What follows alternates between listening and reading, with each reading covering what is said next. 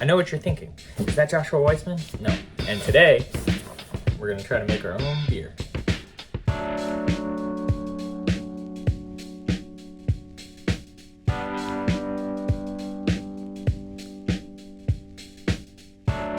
So, pretty cool gift I got. It's a craft beer kit. It's a Hefeweizen beer kit. And it comes with all this stuff here, pretty much everything you need to make your own beer. I've been told that you should really start with a good quality water because that'll affect the taste of your final product. So we're using some Zephyr Hills, not a sponsor. So after speaking with the helpful guys at my local brew shop, I learned it's actually not recommended to use spring water and instead recommended to use water that has been filtered by reverse osmosis or distilled water. And this has to do with the mineral content in the water producing off flavors. Even though we're only making 1 gallon of beer, it was recommended to start with a little over a gallon of water since there would be loss from evaporation and the straining process. Here I used 1.25 gallons of water, but learned it would probably be best to start with 1.5 gallons. I'm also transferring the water to a larger pot because the wort could boil over when adding the malt extract if you're not careful, and this just adds a little more insurance for me. So in our little pouch here, we've got some hops, our yeast, our sanitizer, our specialty grains, and our malt extract, and more grains, and some cheesecloth. So right now, once our temperature gets to 155 degrees, we're gonna place the specialty grains in the cheesecloth and tie it off. So I guess we'll go ahead and do that now. So to make it easier on me, I'm just gonna take my cheesecloth and put it in a cup and then put it like that. So now I can just pour my grains in there. Just gonna pour our specialty grains in there. And then that is ready to go. All right, so our instructions want us to get this up to 155 degrees Fahrenheit. I wanted to see if my infrared thermometer would accurately measure the temperature of the water and not the bottom of the pot, and it actually seems to be working well. Our temperature is showing right at about 155 degrees Fahrenheit, so we're going to go ahead and drop our grain bag in and set the timer for 20 minutes. Right here, I'm monitoring the temperature of the grain bag by using my infrared thermometer. We're setting right at about 155 degrees Fahrenheit, so that's actually perfect. If you're interested in getting one of these kits for yourself, it did include a thermometer. I just use a digital thermometer because it's easier to read. I did find the reading to be accurate between the two. It's been 20 minutes and we're going to pull the grain bag out. We don't want to squeeze the bag because it could produce off flavors, so we're just going to let it drain. Alright, so this is our malt extract, and we're going to go ahead and cut a corner off here. I'm slowly adding the malt extract here to prevent clumping. I'm just pouring a little bit in, stirring it, pouring a little bit in, stirring it. And then once it's completely dissolved, we're going to put it back on the burner and turn it up. So let's go ahead and move it back over. Medium high. Alright, I just opened up our hops, and we're supposed to put half in the boiling wort when we started at 60 minutes and half with 2 minutes left in the boil. So I'm just going ahead and dividing it between these two ramekins. The smell? It smells like a beer. So something I didn't realize originally was these gallons of water were actually only about 3/4 a gallon. So we added extra water to bring it up to 1.25 gallons. We're at a slow rolling boil now, so we're going to go ahead and add the first half of our hops and set a timer for 60 minutes.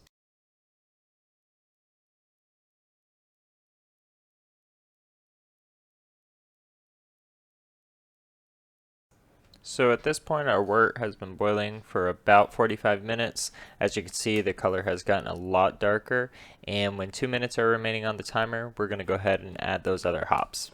Alright, so we've got 2 minutes remaining on the clock. This is what we're looking like. We're going to add the other half of our hops in, and we'll wait the 2 minutes, and then we're going to chill this down in the sink. Okay. So we have about 5 seconds left on the timer. You can see how much evaporated, so I'm glad we added that extra water. We'll see how it works out. We want to prevent contamination from unwanted bacteria, so I'm going to go ahead and throw on our lid. We'll turn off the burner, and we're going to go ahead and bring this over to the sink.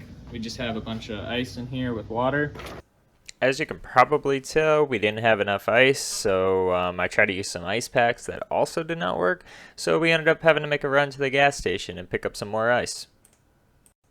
I'm just adding the extra ice in by hand to prevent splashing so we don't contaminate the wort. While the wort is chilling, we're going to start sanitizing, so I divided the sanitizing packet into two since the first half will be used for sanitizing the carboy and the other half will be used for bottling. I picked up a pickle bucket from Firehouse Subs, hashtag not a sponsor. Seemed like a pretty good container to use for this. So I'm just going to take a spoon here and stir it till it's all dissolved. Okay, so at this point, anything that's not sanitized cannot touch the beer. So we're going to take our thermometer out of here. We don't clean it off, we don't dry it off, anything. We're going to take it over here and we're going to measure the temperature of the beer. We want it to be 75 degrees. So we're actually at 66 right now, so we're lower. What I'm going to do is pull this out and we'll just put it on the table right here. And we're going to go ahead and sanitize everything else. Okay, so right now we're going to sanitize the carboy, which I'm going to flip upside down. We'll get water in it. We got our rubber stopper here. We got our tubing, which we're going to submerge. And then we're also going to put the strainer in the funnel. So if you can hand those to me. So everything should be submerged in here for about 60 seconds. Okay, so it's been about a minute. I'm going to go ahead and put everything on these clean paper towels that we just laid out. We're going to take our funnel, which has been sanitized. And then what I'm going to do is, once I touch the exterior of this, I'm going to try not to touch anything that's going to go in the inside of the bottle. So it turns out the bucket was a pretty good idea. The only issue was I couldn't turn the carboy on its side in order to get fluid in there. So I sanitized all my other equipment. I sanitized the bottom of the carboy and the top, and the funnel's already sanitized. And then I'm just pouring the sanitizing liquid into the carboy, and then I'll shake it up to make sure it's sanitized. And then my hands are sanitized. I'm going to place this in here so it sanitizes the bottom since it was just touching the ground there. Up and kind of shake it around. So I'm going to do this for about a minute, and then we'll be back. We're pouring out our sanitizer now, and as you can see, there's a good amount of foam still in the carboy there. We're not worried about that. The foam is food safe. I'm just trying to get out as much as I can. Everything has been sanitized, so we're going to place our equipment on those clean paper towels. We have a fine mesh strainer set on top of our funnel on top of the carboy, so we're going to go ahead and pour the wort into the bottle. This is not going to go well. Guys, I don't think we're going to be able to film this part. We'll film it once it's filled back up. All right, camera woman was able to do some recording for us. So it's not perfect, but as you can see, there's... No, don't do it that way. What's it looking like inside? Is there a lot of sludge on the bottom there? Not too much. Okay. The strainer is catching a decent amount of sludge, though. Do not want that in your nice brew. No, you don't. Alright, so when we get towards the bottom, they say you don't want to pour in the sludge. So I don't know if it's okay to do because we have a strainer, or should we just call it quits right there? Maybe we should call it quits. As you can see, our wort level is quite low compared to the fill line. If you could see the text there on the cardboard that says 1 gallon, that's the actual 1 gallon line. But what you can see is that I overfilled this way too much. Here we're going to attempt to get an initial gravity reading using a hydrometer. We made sure to sanitize all the equipment, but one big mistake I made was not combining the liquids once I topped off the carboy with water, and I believe our measurement was very wrong due to mostly water being poured into the graduated cylinder. Hands are sanitized, by the way. So we spin the hydrometer and then we're going to measure at the meniscus, which we got to get rid of a little more bubbles to get that.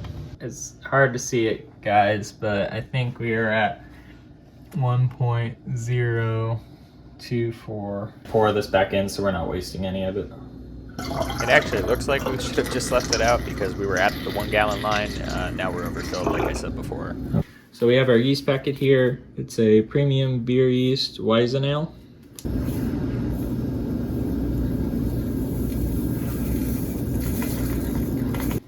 Take our sanitized stopper, we're going to place it over top. It will stick out a little, it says, but you just want it in there snug. And then we're gonna take our thumb, place it over the hole, and we're gonna shake this somehow for a minute so it can get all aerated. All right, so this I'm gonna call good enough, hopefully.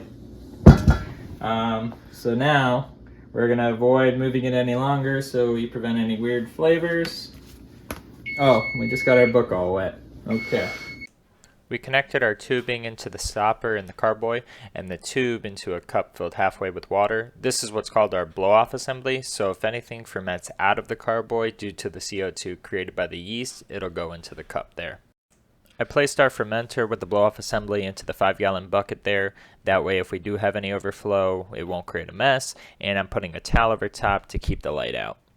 So this is the next day, only about 12 hours later. As you can see, there's a lot of fermentation activity going on. The yeast are very active.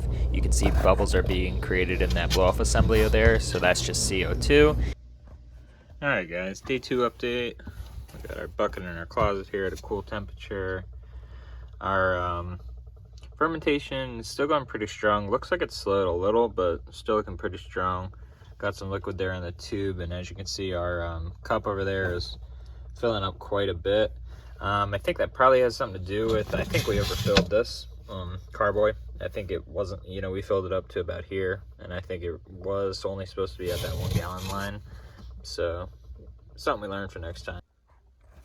All right, so I noticed in here the cup is getting pretty full. So I don't want it to overflow. So what I'm going to do is just swap it out with this one here. All right, so this is the cup we pulled out. As you can see, it filled up quite a bit. We only filled it up about halfway. It actually smells really good. It smells like a cross between like bread and beer. So hopefully that's a sign that this is going to come out tasting really good. So I'm excited for it. So it's been a few days, and we should have put the airlock in by now. It's been, the beer's been brewing for a little over a week. We're looking at 8 days approximately. So we're gonna go ahead and put this airlock assembly on. I was recommended by the guy at the homebrew store to use the sanitizer instead of water in this airlock here.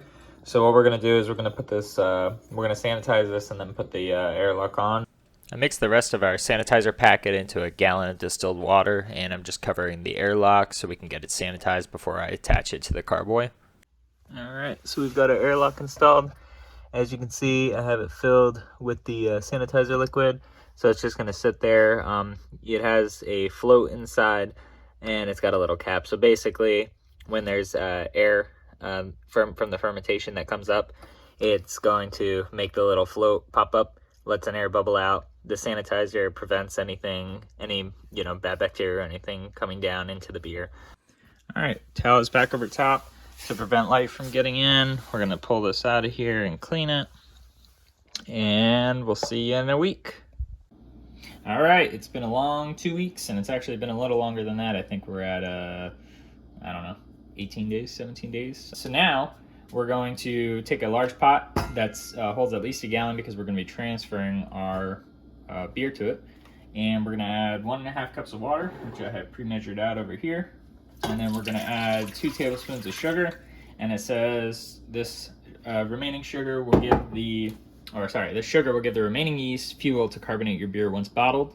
So basically the yeast are gonna come back active, carbonate the beer, pour in our sugar, and it says we're gonna heat it on high, boil for 5 minutes, and cover and let it cool. If it's too hot, it'll kill our yeast. All right, so we're gonna use this whisk to stir our sugar water mixture. I'm gonna go ahead and throw it in the sanitizer just out of an abundance of caution, and then we'll use it to stir our sugar. Stir our sugar water mixture here.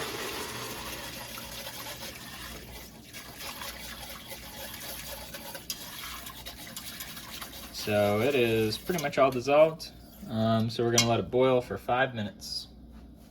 All right, sugar mixture is boiling, 5 minutes on the clock. We'll see you then. Okay, it's been 5 minutes. We're gonna go ahead and pull this off the heat, and we're gonna put a lid on it to prevent any contamination. This needs to cool down to room temperature before we can transfer the beer to it. If we transferred the beer to it, it would kill the yeast from the heat. So we're gonna let it cool. All right, so these are our bottles that we're gonna bottle in. They're just flip top Kolsch style bottles. So you put your little stopper in there and clamp it down so you don't need the bottling contraption.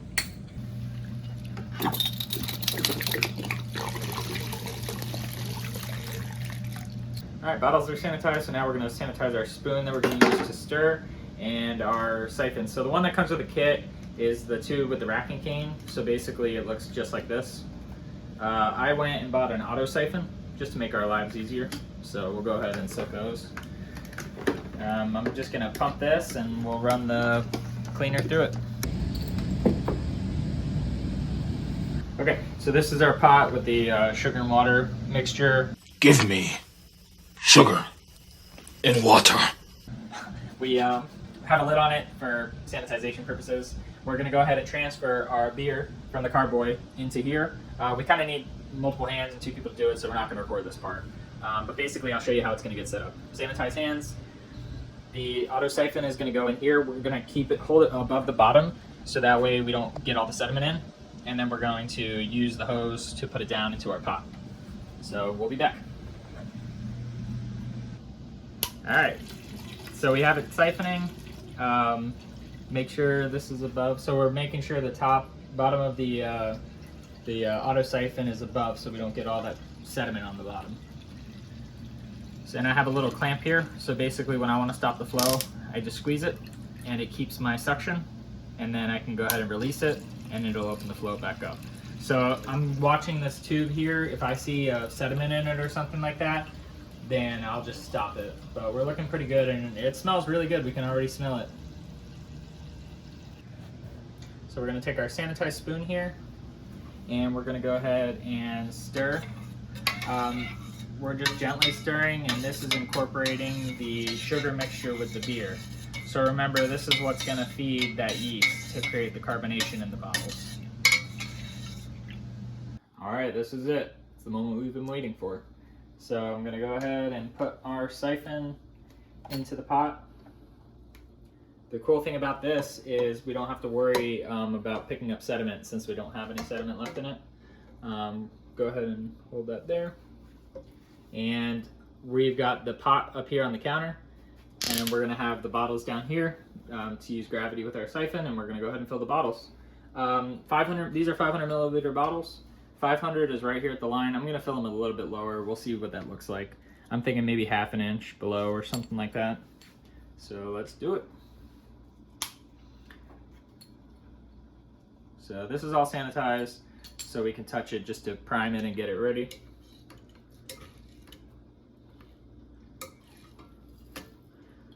All right, get it down low for gravity purposes, and we're going.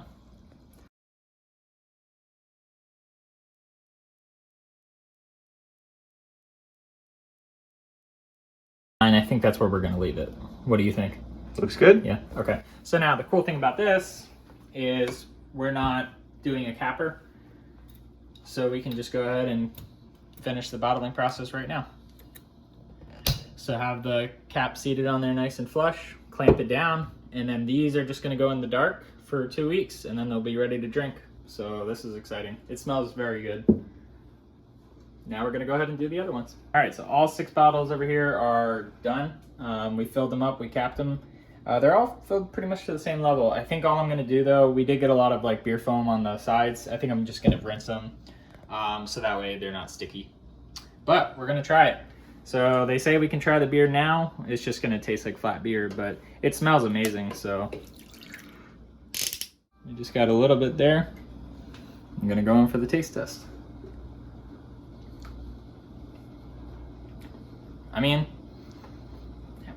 it tastes good to me. I mean, I like it. I think once it's cold and carbonated, but it's really good. It's not bitter at all. I mean, it's got like those finishing notes. I can kind of feel a little bit of bitterness, but that's what you expect. No, really good. Really, really good. I'm excited. 2 weeks. So I told you we screwed up. We did our hydrometer reading wrong in the beginning, and the reason why was because when we added that extra water, and at the top we poured that off into the hydrometer, so basically it had a lot more water content than the other parts of the beer did, which kind of messed up our readings. We're still going to do the hydrometer reading just to kind of get a good idea of where we're at, I don't know. I'm sure it's going to be inaccurate, but I'm kind of interested just to see what it's going to be at. Actually, we're at 1010. Our estimated alcohol by volume percentage is 1.84, and this is definitely wrong. And the reason our value is so far off is because the potential alcohol is measured by the amount of fermentable sugars in the wort. When we topped the wort with the water, it diluted the solution. All right, guys, this is the moment we've been waiting for. No, I'm not reading a prompt. I'm reading a calendar. So, we started this beer, the Hefeweizen, on Saturday, June 4th, and we bottled it on Wednesday, June 22nd. So that was a little over 2 weeks. So that was 18 days. Now today is July 6th, exactly 2 weeks later after we bottled it, and we are ready to drink it. So we don't really know what it looks like. We only know what it looked like before. I think it's going to look the same. Should be carbonated. We're going to pour it in our fancy glass here. Shout out to Flock to the Walk, Savannah, Georgia. Great, great, great. All right, moment of truth. Oh yeah. Okay, I like that. Ready? Oh wow, the color is nice. And we're just gonna fill this up for presentation purposes. Oh yeah. That looks nice. I like the color. It's got a nice little head on it. Smells really good. Rolling in. I mean, it tastes like a craft beer. It tastes good. Cameraman, get a taste there.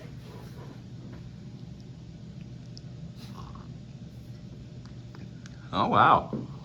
That's good, right? That's badly unchuggable. That's great. Here. Wow. Time for the wifey to take a taste. Off camera, I guess. What do you think? It's pretty good. You like it? Yeah. I mean, that tastes like something I would get from... Would not From- complain if I ordered No, that. yeah. Yeah. So if you had to rate that on your out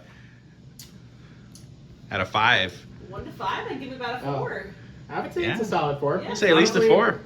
I like it more than the beer we had earlier. I would order that again, honestly. Yeah. Great flavor, great color.